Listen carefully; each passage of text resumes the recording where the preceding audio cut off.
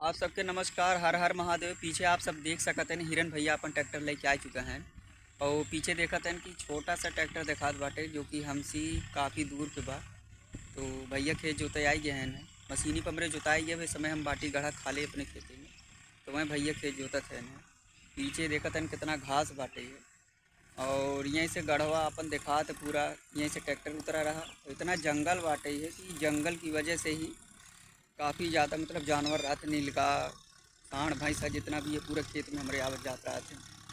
तो जब नीलगा और खेत आवत जात रहा थे तो उसके बाद उनमें से सीधा ऊपर से उतरिए सीधा खेतों में घुस जाइए। और जब खेते में घुस जाइए तो जोन पहिए दही के बोबजे लगी है तो फिर सांस न लेगी। तो इसके अलावा खेते की सारी फसल खराब करे कोशिश कर जेकर रात लगभग सभी खराब कर अच्छा चलत रहा। आप सब देख सकते हैं।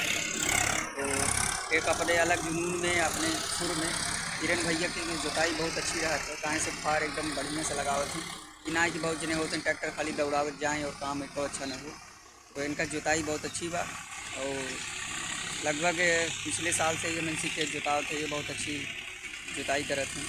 तो हमारा प्रयास रहे कि इनका हमेशा बुलावे के।